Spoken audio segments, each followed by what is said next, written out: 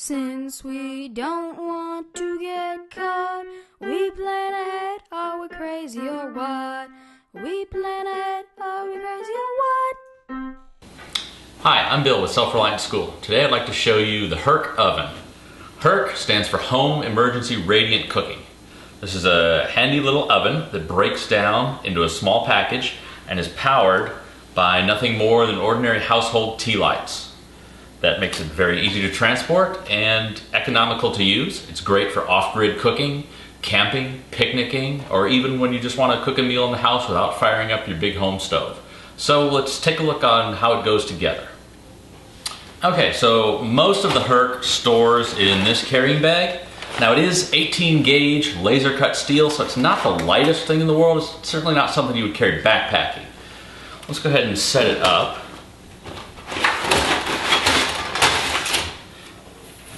The oven itself uses no tools to set up. You have little slots on each of the pieces and then tabs on the other pieces. And it's just like assembling one of those puzzles that you had as a kid, one of those little paper models. The tabs fit right into the slots. So we'll go ahead and fit the sides on here.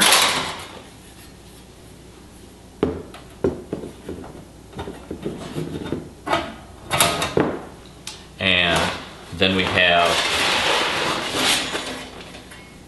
a base that just fits into two tabs here on the bottom.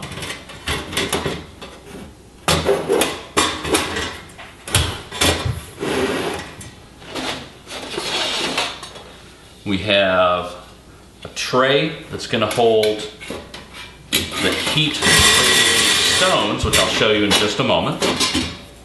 And then we put the front on. Again, the tabs just lock right in there.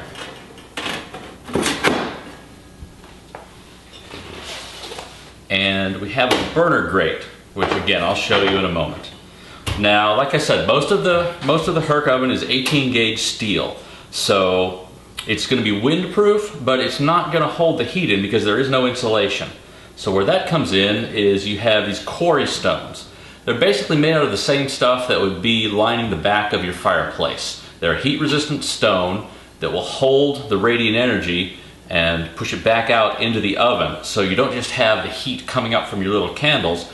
These stones will hit about 400 to 450 degrees and radiate heat through the oven.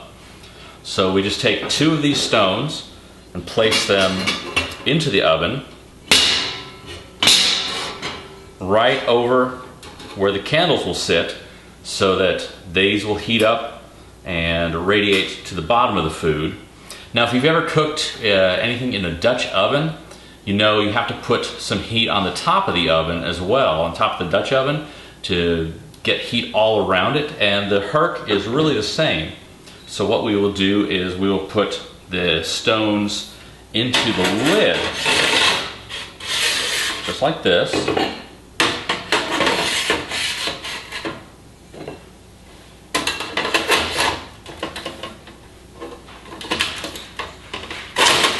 And then when you close the lid, the stones right here are going to be absorbing the heat coming up and reflecting it back down onto the top of your food.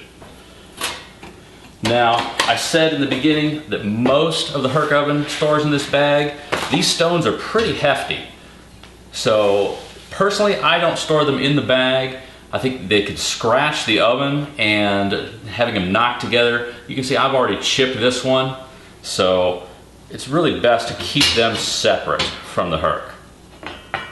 And then once you get your stones in, you have a heating grill. This will elevate your food off of the heating stone so that you don't have hot spots, so that you have air circulating underneath and the heat radiating to the entire pan that you're cooking in. Now, the last piece that you've got to put together is this little candle tray, which is going to hold all of your candles. There are two of them. I've already assembled this one, so let's go ahead and assemble the other one. Again, it's the same thing. You've got pieces of metal with tabs and slots that fit together. You have your base that just snaps right in here that will hold the tea light candles. And And so we will just go ahead and put the other legs on.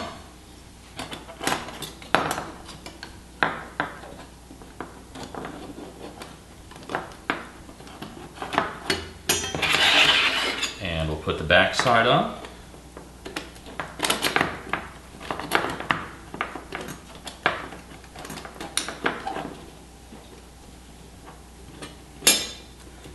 I think what takes the longest is just finding the slots and the holes, getting everything aligned together. And that's it. Everything is set up, your Herc's put together, the tea light holders are put together. It took maybe 3 minutes. Okay, so now we've got the Herc assembled. We're just about ready to start cooking.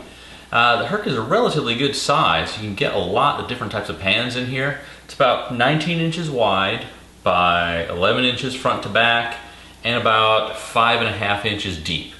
So we can get a large baking pan in here, or we can actually fit 2 loaf pans inside here. And if you want to cook more than one thing, you can stack your pans one on top of the other, as long as you leave a little bit of room on the top so that the baking stones don't hit whatever you've got. So now we're ready to actually light the Herc oven. Before we do, I want to talk about tea lights. You wouldn't think so, but there's actually 2 different kinds of tea lights, and they may or may not make a difference in the way you cook. The way the tea lights are made, they're either poured, which is the wax is poured into the cup while it's hot with the wick in there, or they're stamped like this, which is the wax is actually a giant sheet of wax that they come along and stamp it out with a cookie cutter, and then a hole is drilled through the middle and the wick is inserted.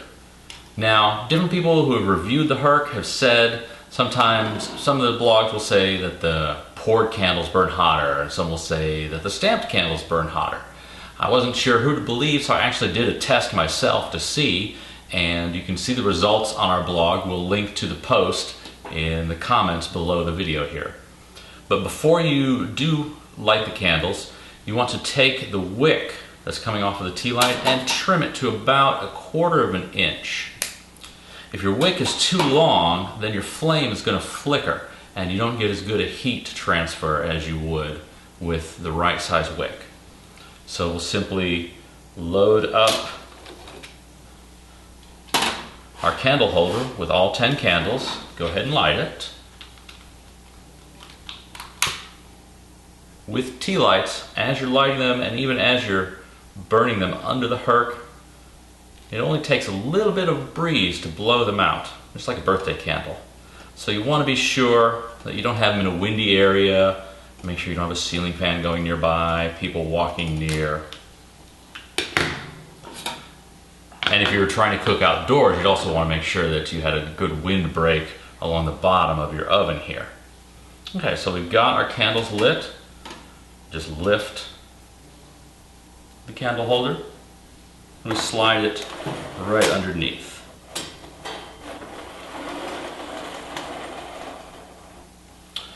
And then we'll go ahead and do the same with our other set of candles here in a moment. Before we do, when I first started using the Herc, we had it on a marble table because I was a little worried about all that heat underneath, what it would do to like a formica surface or a wooden surface. But I actually measured it, and underneath the candles you only have about 110 degrees of heat. I can hold my hand, as you can see, underneath the candles. I'm not feeling any heat coming off of there because the heat is all rising up into the oven. You don't have a metal bottom on the oven, so the heat's not reflected back down. It comes up and is absorbed by the fire bricks. So it's safe to put on a formica surface, bare wood, just about anything really. Okay, I've got my second candle tray lit. I'm just going to go ahead and slide it under the Herc here. It's going to take about 20 to 30 minutes for the Herc to preheat, so while we let it preheat, I've got a recipe to show you. Well, to show you what the Herc can do, I'm going to make a taco casserole with a cornbread topping. Now, if you followed the Self-Reliant School blog, you may know that our family is vegetarian. So we're actually using vegetarian ground beef substitute, but you could use ground beef as well. If you do use regular meat, then you're going to want to brown it first, and you can do that in the Herc. It's just going to take you a little bit longer than it would on the stove top, but you do it basically the same way. Put an oven-safe pan in there with a little bit of oil, brown your hamburger meat, and once it's brown, take it out, drain it, go ahead and put it in your baking dish. We're going to add salsa. Now the recipe for this will be on our blog, and again, I'll give you the link at the end of this video. So we've got the salsa in, we're going to add some taco seasoning. We're using homemade taco seasoning. Again, we'll give you the link to the recipe for this, but you could just as easily use the packaged stuff. So we'll add about 4 tablespoons of that. I'm actually making a double recipe here. We've got 3 boys, so a typical recipe from a cookbook doesn't go very far in our family. Well, we've got everything in there. We're going to stir this up just to get the ground beef moistened with the salsa, get the taco seasoning mixed up. And then we're going to spread that out in an even layer right here. Go ahead and put it in the Herc oven and let it cook for about 5 or 10 minutes just to get the taco seasoning sort of baking into the meat. Now at this point the Herc's been preheating for a while, so the top is going to be relatively hot to the touch, so make sure you use an oven mitt when you open it. Go ahead, open up the Herc, and I can go ahead and lower casserole right down in there. Careful with the sides. Close the lid back up. And I'll give that about 5 or 10 minutes while I get everything else ready. Okay, so I've had the ground beef in the oven for about 10 minutes now. It should be nice and taco flavored. So we're gonna go ahead and add the rest of the ingredients. We're just gonna add some black beans, some black olives, and some corn. You can use frozen corn, fresh corn. You can dehydrate your own corn and use that. We're actually using Honeyville freeze-dried corn from our food store, but like I said, you can use pretty much any type of corn. So we're going to mix this all together. All right, I've got the taco meat and the vegetables mixed up. Now I'm going to do the cornbread topping. You can use a boxed cornbread mix. We've actually used our own homemade cornbread. Again, we'll put the recipe in the blog post. Just prepare it according to the directions. Once you've got it all the way mixed, add some green chilies and cheddar cheese. And then you're going to stir it up just enough to mix them in, not really whip it together. Once you've got your cornbread topping mixed up, you're going to go ahead and add it onto the top of your taco casserole. Just drop it out in some globs, and then you can smooth it out later.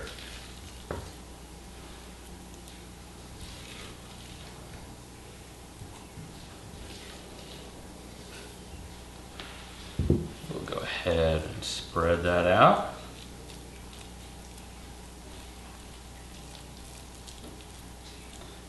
You just want to make a nice even layer on the top.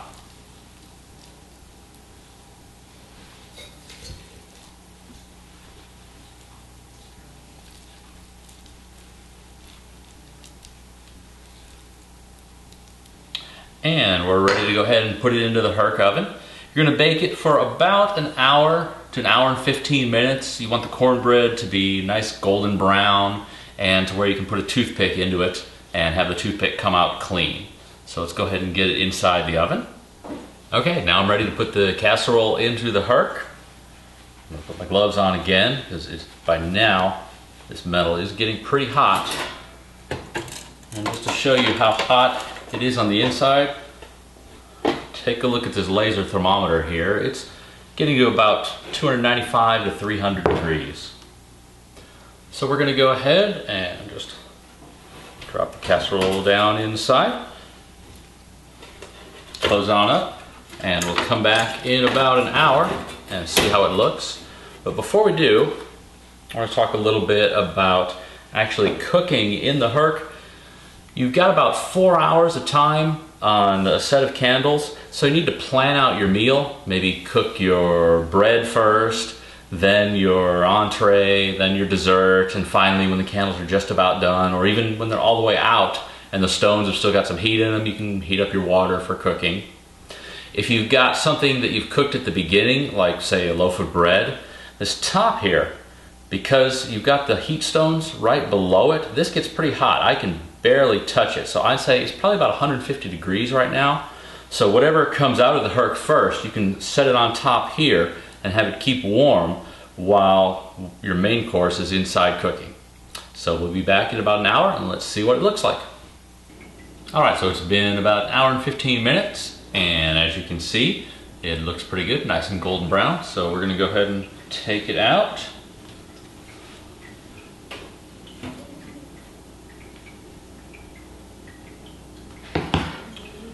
Close the Herc back up.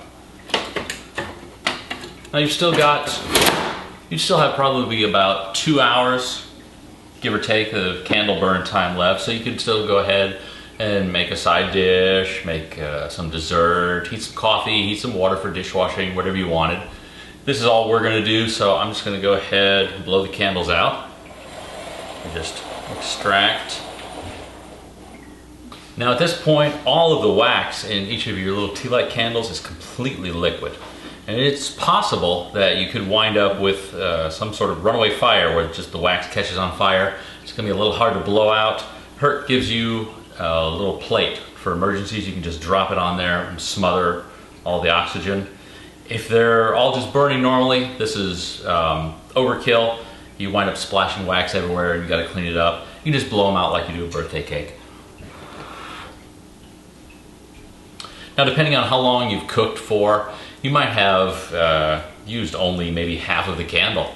You might still have a good 2 hours left on those candles. You really don't want to light them again because you don't know if they're going to burn consistently. I was a little worried that I was wasting money each time I did that.